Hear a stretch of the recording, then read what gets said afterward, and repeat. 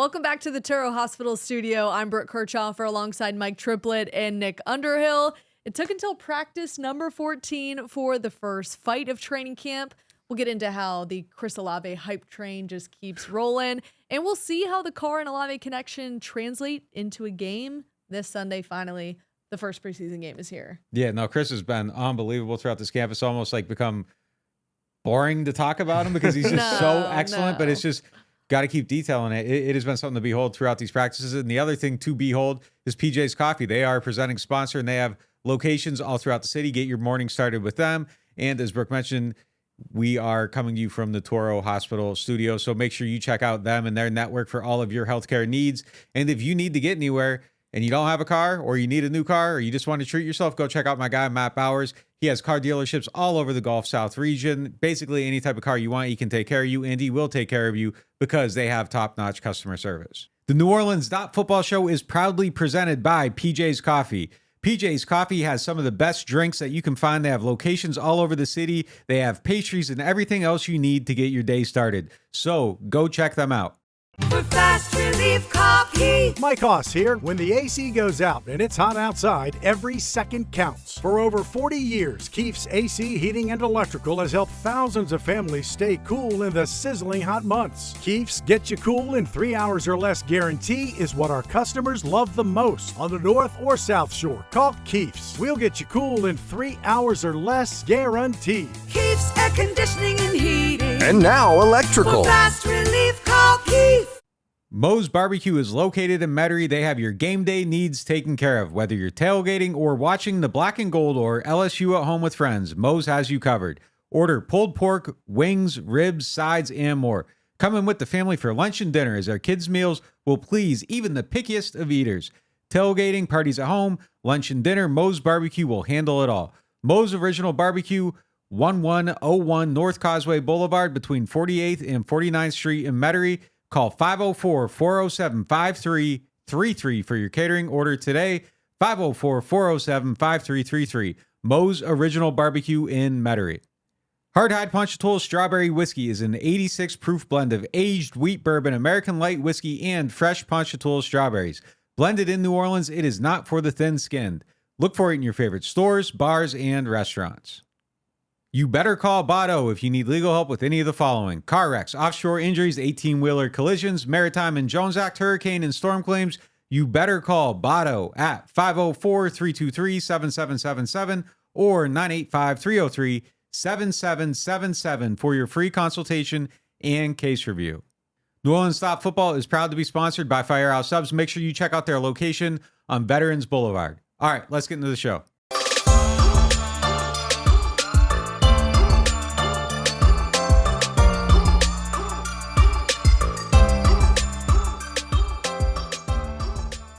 Let's get into our lead topic presented by Friend and Company Fine Jewelers. Go check out their new engagement salon. And while you're there, check out their new fleur-de-lis earrings and necklace. And they are specially priced for our NOF listeners. So go check them out. All right. It was a practice of firsts.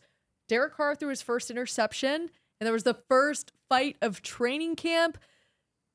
First fight actually was bigger than I thought the first fight would be, just because they know how Trevor Penning is and the Mauler and things like that. I thought they would have jumped on the fight a lot sooner, but probably played out what do you think? 4 or 5 minutes? Oh. Hold up now. I'm not gonna allow anyone to steal this moment. I need Brooke to break this down. She's been waiting for the first fight of camp. I need you to give us the blow by blow. I think it was like 90 seconds, but she felt like it was 4 or 5 minutes because she was so excited. It was the first one. To me, it's one of those things where it's part of the bonding and it's part of the revving up for the season. Everybody's excited, and to me, it tells me that this team is ready to face another opponent outside of just themselves. So from what I saw, it was Trevor Penning and Nathan Shepard that were the start of it. And then Eric McCoy jumped in and was on top of Carl Granderson. And by then it kind of got a little violent. Eric McCoy's helmet got ripped off. And then as soon as his helmet got ripped off, it's like, okay, no, we cannot injure the center. And everybody jumped in. And Dennis Allen addressed it after practice and said, look, if you want to box like boxers, we'll just train like boxers. Get on the line and run. And I think everybody's over and done with all of the gassers. But let's get into this first interception we saw of Derek Carr. seemed like one of those plays where I thought maybe the play had honestly been called dead because everybody kind of just stood around and Jordan Howden was the one on the end of it. Is that kind of your interpretation? I'm pretty sure it was. I wish I knew how much time was on the clock. They treated it like it was a Hail Mary. Yeah. And so Dennis Allen said after the game they were down by 7 in that drill and they only had X amount of time. So it was a high degree of difficulty for the offense. So I'm pretty sure he was in the situation, whether it was the final down or the final timed on the clock where he just threw it up for grabs. Because even the reaction was so muted. Like Jordan Howden catches an interception in the end zone in a very competitive drill and they didn't like all go running down and taking a team photo. So it was basically like a Hail Mary. Still a big win for the defense, though, to force them to even need a Hail Mary in that situation. The offense has done pretty well in those competitive drills. That was definitely a win for the defense, and yet another highlight for Jordan Howden, whose name we've talked a lot about this week.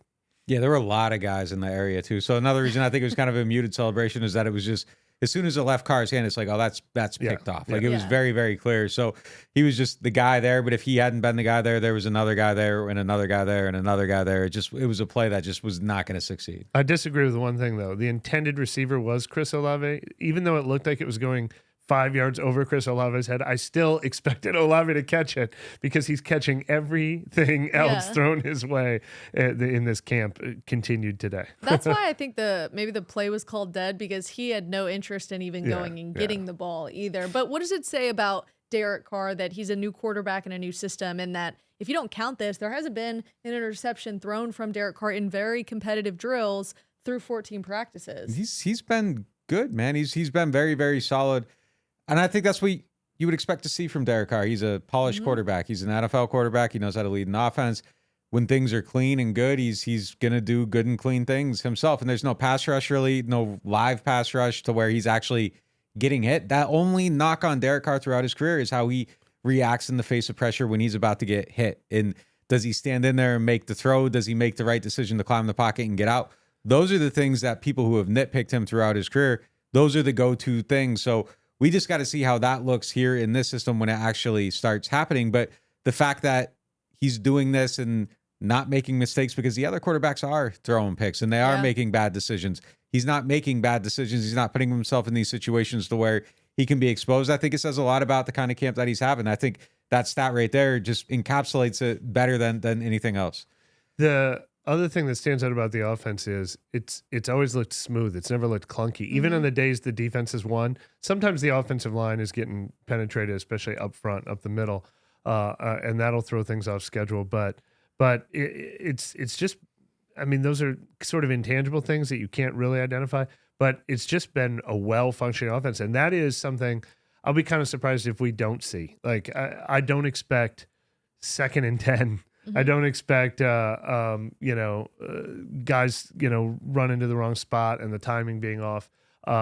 We might see him for 1 series, 2 series, 3 series. Dennis Allen said he's going to go by feel. But if we go down and see, a 12-play touchdown drive, they might be like, all right, that's it.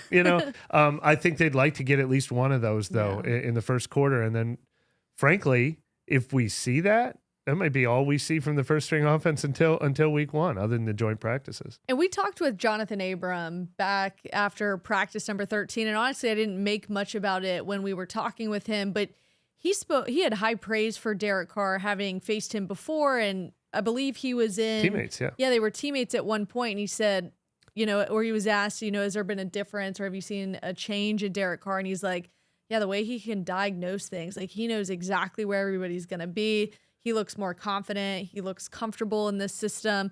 To hear that from somebody who obviously saw kind of the woes of Derek Carr's career when he was with the Raiders, I think that's a really good sign that somebody like Jonathan Abram, it does him no good to talk up Derek Carr in that way and to really compare what he was like with the Raiders and now with the Saints in a brief time. To me, that really stood out. So we'll see if that translates.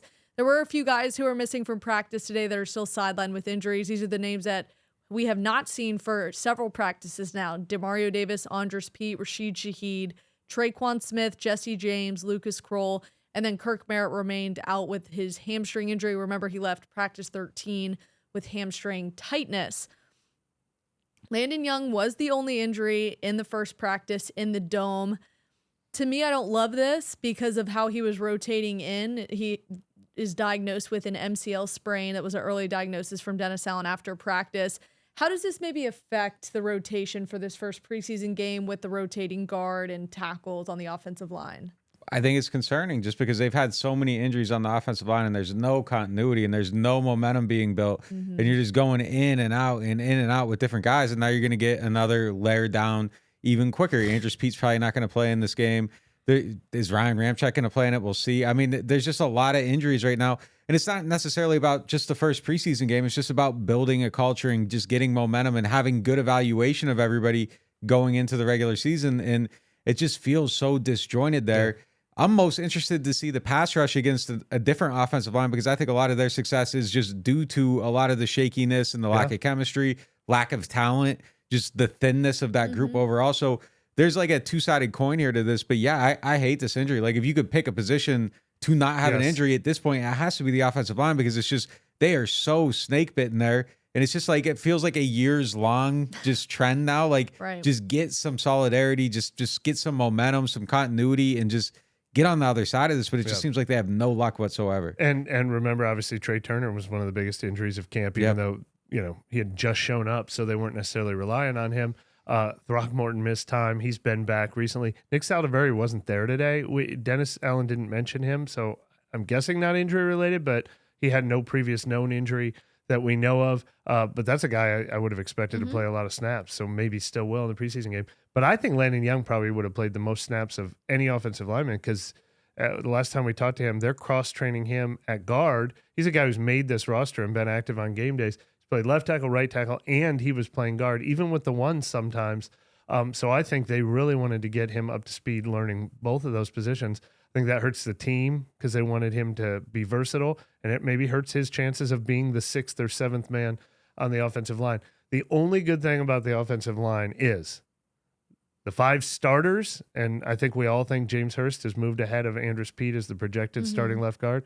5 starters are all healthy. So if they come out and look good in the first quarter and Ryan Ramczyk plays and Cesar Ruiz looks good and Trevor Penning looks good, be like, all right, I feel good about it. It's 5 deep, though. That's the only problem. That's what I was thinking about. In these preseason games, the one thing you have to be mindful of is the volume of how many snaps the starters are going to get. Right now, it's not looking too good. Yeah, the if offensive Ramczyk line, plays, it'll be a brief cameo, I'm sure. Right. But then you talk about just the depth is now an issue with all of these guys out. I'm pretty sure that's most likely going to be a concern for Doug Marrone heading into these preseason games because you want to try and control some of the volume there.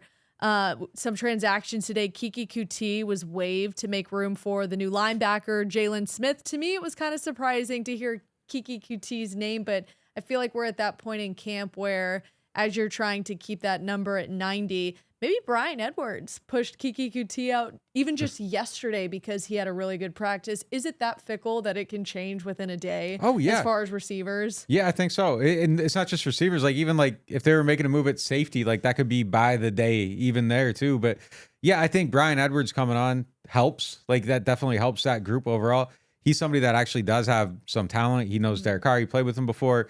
He's supposed to be able to make contested catches. He's supposed to be able to block. So I do think him kind of finally coming into his own, figuring out where he's at, who's coaching him, and all this stuff is probably going to help him be a better player. It seems like he's finally settled in a little bit, and you see some of that production coming into it. It's just like he was so scattershot on and off the field that it was like a little bit jarring. Like he was somebody that I had circled to come in and kind of do something. So we'll see. These preseason games, I think, are massive for him. I think there's still a chance to get on the team at wide receiver. I think there's still a chance for someone to beat out Traquan Smith with good preseason and joint practices. But right now, for me, it's Traquan. But I like that they got a receiver out here and got a linebacker in. Like there's depth at wide receiver.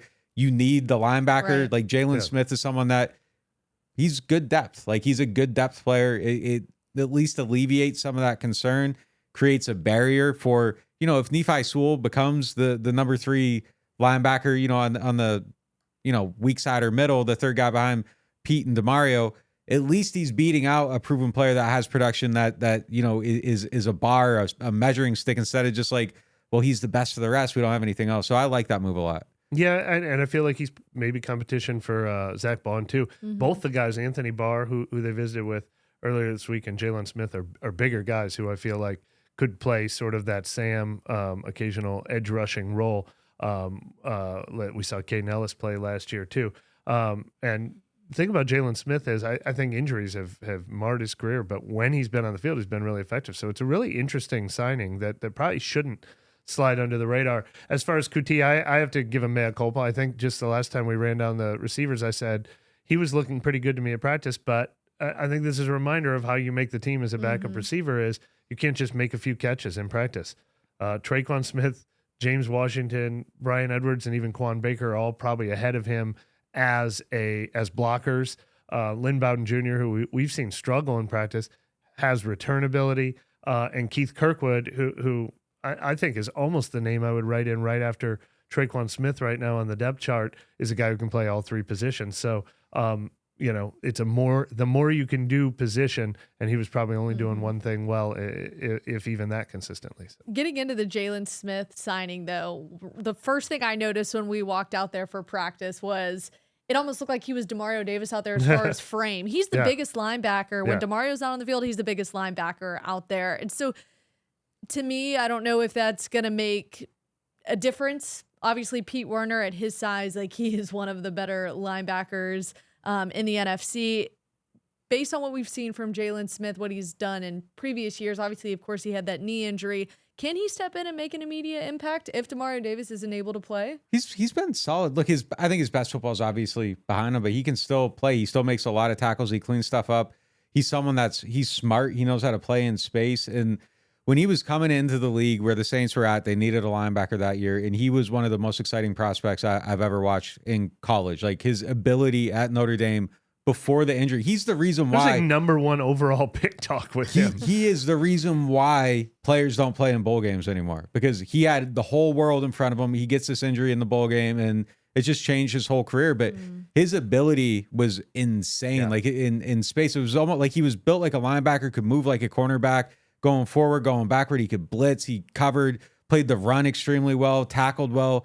It was insane. His tape is like, I'll never forget like watching it. It was just so exciting. Like he was unbelievable. And he's had some good seasons in the league, but he's just not that guy. He's never been that guy that he was at Notre Dame. But I think he can come in and I think he can help. I don't think he's someone they're looking at to be, come in and change our defense, be a starter. It's like, no, if someone gets hurt, you can rotate in and you can be that guy. I think he can be what they want him to be. That'd be awesome, though, if that's one thing they definitely don't have. We like what we've seen from Nephi Sewell. Zach Bond, you hear some good things, you hear some bad things. He's a little bit of an is-what-it-is player. DeMarco Jackson's shown some flashes, but all those guys would only play 5 snaps a game. What they don't have on this team is if Demario Davis or Pete Werner was hurt, who would come in and play every down. So that's a lot to put on his plate, but that sure would be nice if they identified somebody that could do that for a game or two in case one of those guys does miss out. Man had 88 tackles last year. Like he's not like washed. He's just not what he was or was ever supposed to be. Chris Olave might just take this entire ad read from us if he continues to do what he does. He is, again, our moment of the day presented by New Orleans Hamburger and Seafood Company. And he had our play of the day again. It was in team drills. Almost looked like a 50-yard touchdown reception. Went up and caught it. Once again over Alontae Taylor, which we're going to get to that a little bit later about how Alontae Taylor has actually made steps forward as far as his progression. But one thing we haven't asked about Chris Olave yet is there anything else that he can still add to his game? Because we've seen kind of the contested catches, the putting on size, the speed, getting out of breaks. Outside of that, can he still add anything? Well, hold on. On this play, though, my favorite thing about this play is someone on defense jumps offside, defensive tackle. I don't know if it was Brzee. It was somebody jumped offside, and immediately you hear Derek Carr, free play, and then Olave just takes off and they throw the bomb. It was that's the Aaron Rodgers play right there, just like catching the flag, getting the snap off quick, and then someone goes deep and you take that shot. Made the most of the moment, so that made it even a little bit more special. But yeah, then Chris makes the catch. But I think Chris can add everything to his game. Like he's so good at everything, but I think everything can be better. You can get him the ball more in space. The Saints can add more by being more creative with him, recognizing what he is, the things he can do, going deep, completing those plays, just making more plays down the field, holding onto the ball, going to the ground, contested catches. All of it can be better, and I think it is all going to be better. He's unbelievable right now. Like every day is crazy. He had 6 catches today between 7-on-7 and team drills. There was one team period where I think he had 3 of the 5 catches in it. Like, he is dominating against a good secondary, and I'm excited to see what he does this year. Right before that touchdown, I was just following the ball on that particular play, and the receiver was wide open. Like, it almost looked like a breakdown in the defense or whatever. And my first thought was, oh, who is that? Who got that open? And then I didn't even see it. As soon as I saw the 12, I go, of course it's 12. Every time I ask that question, it's 12. He is the one guy who always gets 2 yards of separation and makes a throw look easy. No other receiver has done that in this camp. And then the next play was the highlight play. And what was so special about the highlight play is Alontae Taylor, he had Alontae Taylor beat at first, but Alontae Taylor got in a good enough position that Chris Olave had to extend his hands, catch it with his hands, and hold on to it when Alontae made an impact with him. The exact things we were talking about. We have now seen that every other day in camp too. Like, the exact things that he said was his biggest deficiency last year has almost been his strength in this camp. So that is really, really promising. Now, obviously, we're talking about 2 weeks of training camp. And so he has to, the answer to your question is, he has to prove it when it really matters. And even last year when he was a sensation, he had a pretty quiet December and ran out of gas at a certain point. He needs to prove he can do it for 17 weeks while getting wide receiver 1 treatment. But the facets of his game all appear to be there. I know they still want to see the Derek Carr and Chris Olave connection in a game situation, but I don't think those two are staying in the game very long. If you could guess, how long do they keep Chris Olave in that first preseason game? Olave could theoretically get more snaps even than a Carr or a Ramczyk because he's a second-year guy. But for the most part, like I said, 15 snaps or something in general for all of the starters, and if they like what they see, that number could be reduced. I'd bet the bank on whatever number of snaps Carr plays, Olave plays. Yeah, they're both coming out at the same time. Yeah, you aren't leaving Chris Olave in there. No, Are you crazy? no. Are you trying to get yourself fired with that coaching decision? Well, coming up, our fantasy segment is back. Which tight end are you picking for the 2023 season? We hear from the fans with our question of the day. We'll have all of that after the break. Now, at New Orleans Hamburger and Seafood Company, get our $10.99 shrimp remoulade combos with zesty shrimp remoulade and fried shrimp or catfish for only $10.99. And did you hear? Soft-shelled crabs are back at New Orleans Hamburger and Seafood Company. Life is full of unexpected events, which can come with unplanned expenses. Jefferson Financial Federal Credit Union has a variety of personal loan products to meet your needs. Whether it's treating yourself to something new, paying off an unexpected expense, or consolidating debt, we are here to help. With rates as low as 8.5% APR, a personal loan with Jefferson Financial can help. Don't let life's curveball impact your financial happiness. Apply today at jeffersonfinancial.org. Membership restrictions apply. Federally insured by NCUA. At Toro, we were born for moments like this. From bringing new bundles of joy into the world, to delivering what new mothers need to stay healthy. Born to keep hearts beating strong, and to keep seniors active and healthy for years to come. Because at Toro, we deliver more than babies.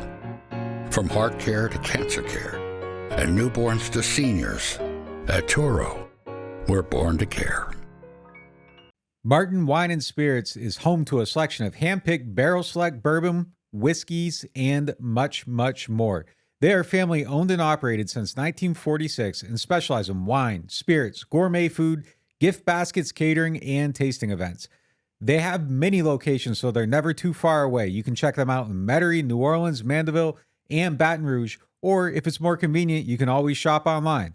Whether you're a wine novice or a seasoned collector, you'll enjoy the Martin Wine and Spirit experience.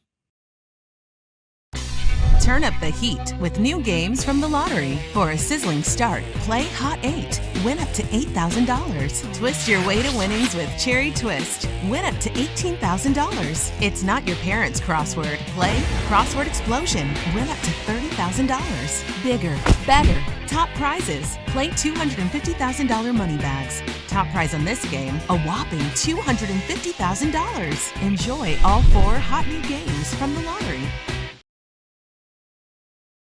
Welcome back to the Turo Hospital Studio. It's time for our Martin Wine and Spirits question of the day. Martin Wine and Spirits is home to a wide selection of hand-picked barrel select bourbon, whiskeys, and more. This is a Twitter handle. It's a Saints Thing asks, Are the Saints better off sticking to who we've got at wide receiver or targeting another established receiver and somebody like Hunter Renfrow or Jarvis Landry? It's a great question because Hunter Renfrow was brought up today too by Foster Moreau and his competitive ability. I'm all for going and getting Renfrow. And I think even after what we're seeing in camp, I'm even more emboldened in that take. I think they can be better at that position. I'm a little worried about it. I don't know that they have all the answers. Like Rashid Shaheed's injured right now. Mike Thomas has some runway to go still before he takes off. Chris Olave is unbelievable. But after Olave, I don't feel particularly, I don't know, like Jarvis Landry isn't the answer. He's not the answer, but Hunter Renfrow could be somebody that comes in and definitely makes the team better. So I would be all for that. I was all for it before. I'm even more for it now. You should have gone to me first because that was my exact answer, top to bottom. Except for I like Jarvis Landry. I still have more hope in Jarvis Landry. He wouldn't come in and make it. No, except for the break in case of emergency part of your answer, which is true. I mean, I was so excited about their top 3 receivers. We did a lot of off-season segments. I think we did a fantasy segment. I think we did over-under segments on how do you get the ball to Chris Olave, Michael Thomas, Rashid Shaheed, and Jawan Johnson, and Jimmy Graham now. Alvin Kamara in the passing game. If those top 3 receivers aren't in the field, and we're seeing them not on the field, Rashid Shaheed missing for weeks, Traquan Smith missing for multiple weeks now, Michael Thomas still coming along slowly. You're reminded how thin it is. It's deathly thin, and it's one of the we've talked about. There's a few positions on this team where if somebody were to go, you'd feel a lot less secure about the team. Chris Olave has almost become the most has to be their guy on the entire team for me. So yeah, more options in the passing game. I completely agree. I feel even more that way than I did. Now Hunter Renfrow is a little different question because he would be a special fit. He would immediately fit in the slot. And him and Derek Carr have that great connection. The guys on the street, Jarvis Landry level players, that's not going to greatly impact your team. That might not even beat out Brian Edwards and James Washington. But yeah, I don't love the depth. I don't think any of the second tier guys, save for what Traquan was doing for the first week of camp, have stepped up and made me feel better about the receiver depth. Yeah, I'm surprised. I mean, we were hot on Hunter Renfrow coming to the Saints for a long time, and it's just kind of stalled out. Has it been, just out of curiosity, is it a money thing? I mean, why did that stall out so quickly with the Saints? Well, there's been reports that he might be on his way out of there anyhow, that just with the way their team's coming together. So maybe they were waiting to see what they wanted to do. I also think that there was probably some element of, okay, well, Derek Carr didn't accept a trade and didn't help us, so we're not going to send him, one of his favorite guys. Fair. I mean, we just heard that him and Renfrow built matching pools at their house. So there's definitely a closeness there. Yeah. So that's not someone that you're going to go out of your way to, oh, well, let me help him out. So, I just think it's the circumstances altogether, but how do you feel about this? Do you feel like they need to get someone else? Yeah, I mean, because we don't know what the situation is. I know our source said that Rashid Shaheed's going to be good to go by week 1. It's one of those things you're not going to believe it until you see it. Traquan Smith continues to be injured. That guy just can't avoid it, which I hate it for him because he'll have such a good camp and then it's a minor injury that always seems to get him. And Michael Thomas is still a question mark. He has stalled out for us as well and might even be regressing. We'll see what happens with Michael Thomas. He still has that fire burning in him, but the wide receiver room is a big question. And whether the Raiders like it or not, Derek Carr did get his tight end in Foster Moreau. It's one of the more intriguing position groups with the Saints. You've got Jawan Johnson, Moreau, Jimmy Graham, Taysom Hill, and they're all very unique in their own way. How do we maybe see those guys getting utilized with the team? Well, now I feel a lot better about the depth at this position right now than what we just said at receiver.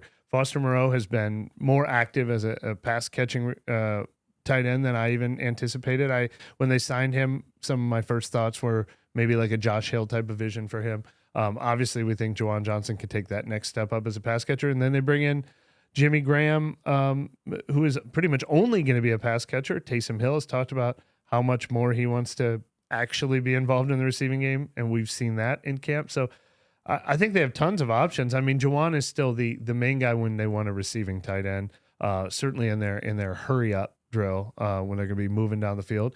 And then I assume they brought in Jimmy Graham with a specific red zone package and maybe third down package in mind for him. So I think they'll probably all take a little out of each other's final tally, so that no one is a quote unquote go-to guy for them. But I like the depth there. Yeah, it kind of feels like a little bit like a lottery ticket in some senses. They need to, have a couple guys hit, and if Jimmy is, you scratch it off, and you get 380s, you're in pretty good shape. Yeah, which brings us to our fantasy segment, a perfect tee up from Nick. Oh my This goodness. is his favorite sponsor. Are we allowed to have favorite sponsors? Oh yeah, you definitely there's do one with near this and dear one. to my heart. Yeah, All right, fantasy I segment. do it for Grandma D. There we go. Presented by Louisiana Lottery. Juwan Johnson and Taysom Hill were listed as co-starters in the most recent unofficial depth chart. So who would you rather have as your fantasy tight end? This is a tough one, and this was a tough one all last year. So last year in PPR leagues, where you get a point for every catch, Taysom finished 9th among all tight ends, and Juwan finished 15th among all tight ends in the NFL. In non-PPR, where it doesn't matter how many catches you get, where touchdowns mean a lot, Taysom finished 3rd, and Juwan finished 8th in the entire NFL. I don't see that changing. Nobody has them ranked in their top 12 anywhere you can find. So basically, if you're in a regular size fantasy league, you can wait until the last round and say, I'm rolling with Juwan Johnson or Taysom Hill. And, part of me wants to say Juwan Johnson is the answer. I think in addition to the 7 touchdowns he had last year, I think he'll get more catches. I think that was a lot of him just being in that hurry up package and being able to get some touchdowns in that. I think he'll be more involved in the offense. But Taysom Hill, a free space at tight end who's going to score a touchdown every other game. There aren't that many tight ends. He had 9 touchdowns last year. There aren't that many tight ends who score 9 touchdowns. I think I'll go with Juwan, though, because I don't think Taysom can keep up quite that level with all the running backs that they have now. You both sides that so greatly. I'm just picking one. I'm going Taysom. Like you gave the case for both guys. Yeah. I just be repeating you, but I go Taysom just because I want the lottery ticket. And he might get you 25 points one week just doing everything he does. So give me the guy that might single-handedly win a game in the last round of the draft. Yeah, Juwan is probably going to be 4 catches for 50 yards. Maybe every other week catches a touchdown. I don't know how many 100-yard games I see coming from Juwan this year. Yeah.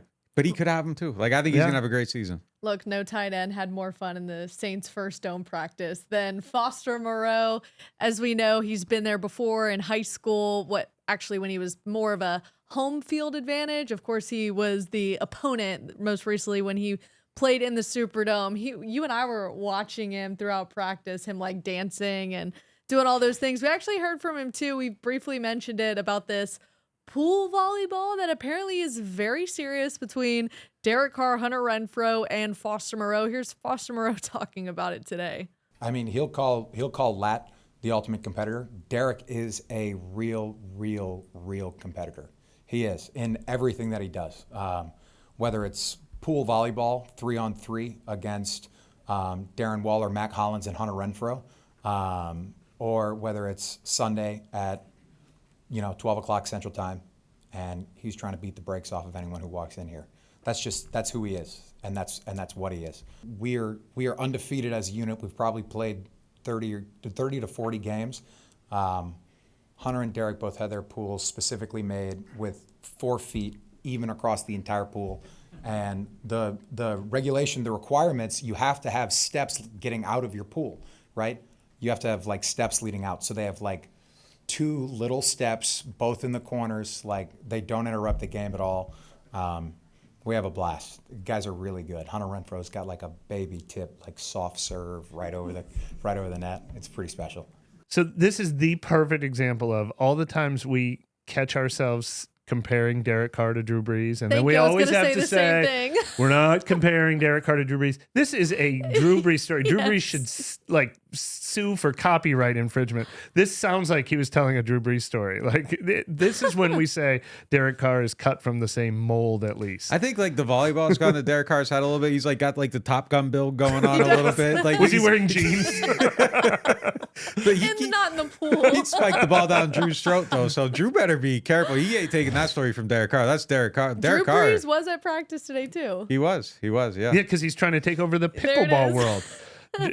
Carr's taking over swimming pool volleyball. Drew Brees. It reminded me of a story. I did a story with Brees' 40th birthday party one year, and his friends said they were on vacation and they played pickleball for the first time, and they all got into it. And then the next thing you know, Drew Brees built a pickleball court in his backyard so he could master the sport of pickleball.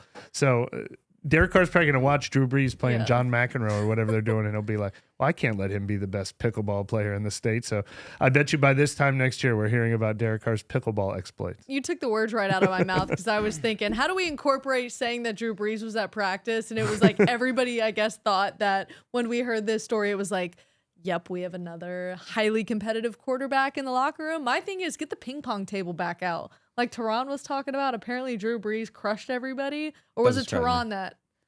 I think Tehran was atop the board, but Drew I'm sure Tehran right. said he was at the top of the board. I mean, yeah we'll see. There was a year where there was like an intricate scoring system and everything, and I think you had to like challenge people to get up a level. Yeah. There was a lot going on. Was that during the Paul Kruger year, I believe?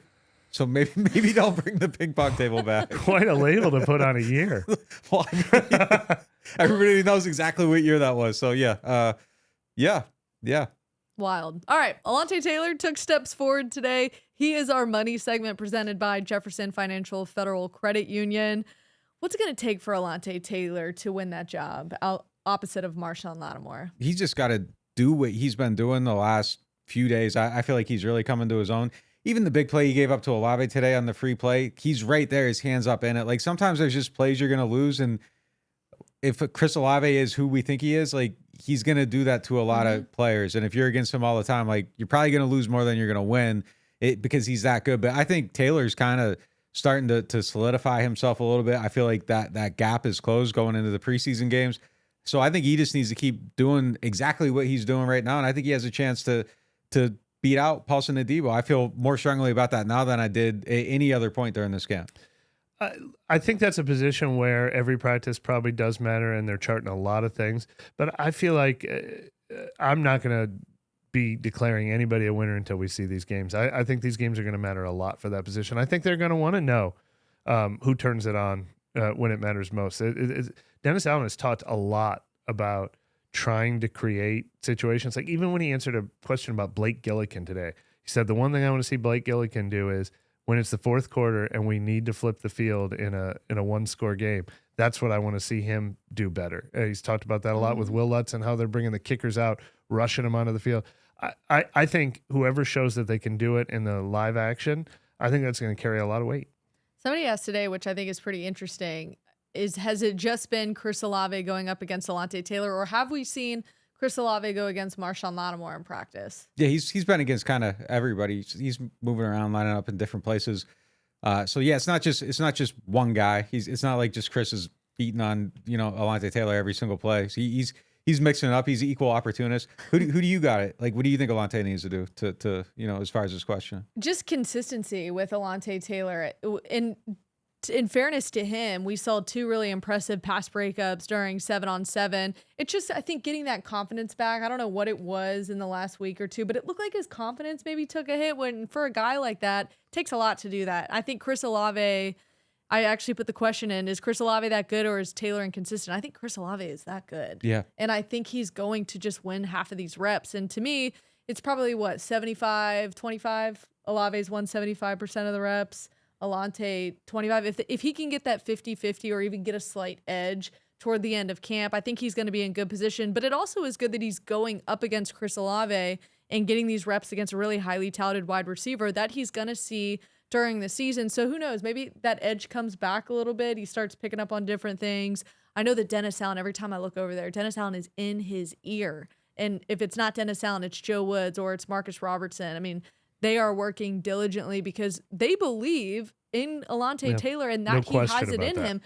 No matter what we say on this show or what any observers or anybody that goes and watches practice, a fan, whatever, those three coaches, Dennis Allen, Woods, and Robertson, believe that Alontae Taylor has what it takes to be a starting corner in the league. And we did see him in that drill that we were talking about that ended with Derek Carr throwing the interception. Alontae Taylor was playing the slot in the nickel. He hasn't done a ton of that in camp this year. They gave him a turn doing that. Bradley Roby just had one of his best practices in slot the other day, so I don't think he's doing anything wrong in that competition. But maybe a step that, we're going to see Alontae Taylor get cross-trained at that position, whether that's their vision for him or not. They want to have that option as a backup plan, if nothing else. I think that's actually probably hurt him as far as his steps toward becoming an outside corner, them trying to force the issue as a slot corner. I think maybe he just popped there, and that's why they were like, ooh, maybe this will work. Maybe we'll have him. I don't know if that's where he belongs right now based on what we've seen so far in camp, and that's not a bad thing. No. If you're really good at being an outside corner, then maybe that's where you go. But he is having to go up against Paulson Adebo, who does look really good in camp. But let's get into our next segment, observations. What's the one thing you took away from practice 14 and the first practice in the Dome? Chris Olave is just amazing. Like, I'm so sorry to say it, but like that's just really the headline coming out every time we leave. Like if someone were texting me like, "What'd you see today?" I'd be like, "Damn, Olave. Chris Olave is just unbelievable. He dominated the practice. He's man's a superstar." Like we it's just talked that about simple. him probably more than anyone, maybe Marshawn Lattimore. Mm-hmm. But today he was clearly the answer to that question more than he has been Yeah. to any of the previous 13 practices. And it was funny. I was going through my notes. Olave. Well, I can't talk about him. He's in 3 of the segments. I'll give another shout out. I mentioned Carl Granderson's name a lot, but I've also been sort of championing Peyton Turner and saying I like the progress he's made. Peyton Turner is still running number 2 at that defensive end position. Carl Granderson, we got our best look yet at the one-on-one pass rush drills and run blocking drills today because we were able to span the entire field in the Superdome. And Granderson just dominated it again. It's tough to say because they don't actually tackle people to the ground. I wouldn't be surprised if in their own private grading system or whatever, he is in the running with Olave and Marshawn Lattimore for having the best camp of anyone, I think. Well, the next time you see us, we will be back in the Superdome. Saints' first preseason game is finally here, and it's shaping up to be a really good matchup. We're going to see best on best. The reigning Super Bowl champs are expected to play some of their starters. The Saints have already told us that they are planning to play their starters. There's not a hotter preseason ticket than the Saints and Chiefs in the Superdome, and we'll see you guys Sunday.